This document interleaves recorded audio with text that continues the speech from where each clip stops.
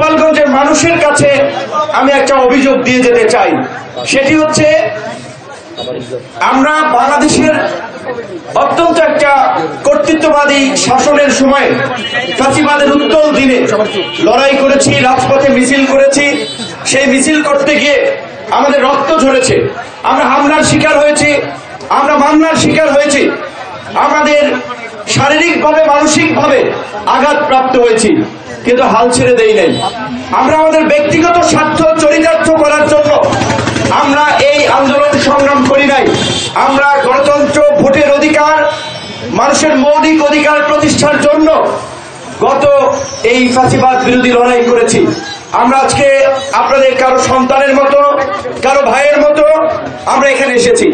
আমরা একটা পথসভা করব, কিন্তু আজকে আমাদেরকে কেন এতগুলো আইন শৃঙ্খলা বাহিনী, আমাদের সংখ্যার চেয়ে বেশি সংখ্যক আইন শৃঙ্খলা বাহিনী গোপালগঞ্জের মানুষের যে দীর্ঘদিনের ট্রেডিশন, ঐতিহ্য, তাদের যে আতিথেয়তা, সেটার কিন্তু বিপরীত একটা দৃশ্য উপস্থাপন করে। যদিও আমরা শতভাগ আত্মবিশ্বাসী যে গোপালগঞ্জের মানুষ আমাদের সাথে দুর্ব্যবহার করবে না, তারা আমাদেরকে অতিথি হিসেবেই গ্রহণ করবে। কেন? কিন্তু তারপরেও কিছুদিন আগে যেহেতু একটি অঘটন ঘটে গিয়েছে, যার ফলে প্রশাসন, আমাদের নেতা কর্মীরাও অনেকে হয়তো মনে করেছে একটু একটা নিরাপত্তা ব্যবস্থা নিলে সেটা আমাদের সকলের জন্য ভালো, যে কোনো ধরনের অনাকাঙ্ক্ষিত পরিস্থিতি এড়ানো যাবে। কিছুদিনের যে অনাকাঙ্ক্ষিত ঘটনা, সেখানে আমি শুনেছি প্রায় 18,000 মানুষ নাকি মামলার আসামি হয়েছে। তো এই যে 18,000 পরিবারের যে ভোগান্তি, দুর্ভোগ, কষ্ট, সেটা কি কারোর জন্য ভালো কিছু হয়েছে? আমি কিন্তু ব্যক্তিগতভাবে চাইনি, বা আমরা এটা প্রত্যাশা করি না।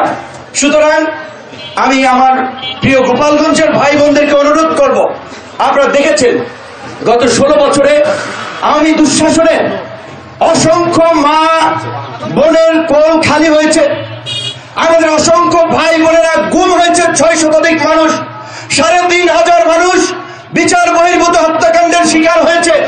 এই জুলাই গণ অভ্যুত্থানে 2,000 মানুষকে প্রাণ দিতে হয়েছে, 32,000 মানুষের অঙ্গহানি হয়েছে। এগুলোকে আমরা পারবো না। আমাদের চোখের সামনে সেই দৃশ্যগুলো রয়েছে।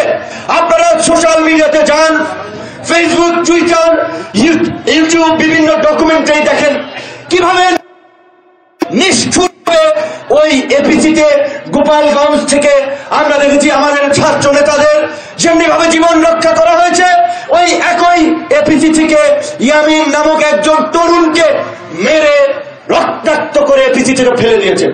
আমরা দেখেছি কিভাবে মানুষকে গাড়ির মধ্যে, ঘরের মধ্যে পুড়িয়ে মেরেছে।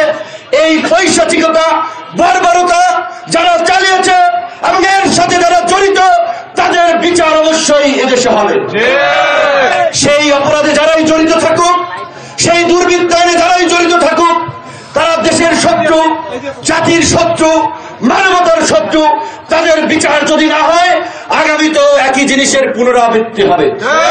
আপনারা কি চান আগামীতে কেউ ক্ষমতা এসে এইভাবে আইন শৃঙ্খলা বাহিনীকে ব্যবহার করে গুম করবে, খুন করবে, মায়ের কোল খালি করবে, বোনকে বিধবা করবে? এগুলো আপনারা চান? নিশ্চয়ই আপনারা চান না।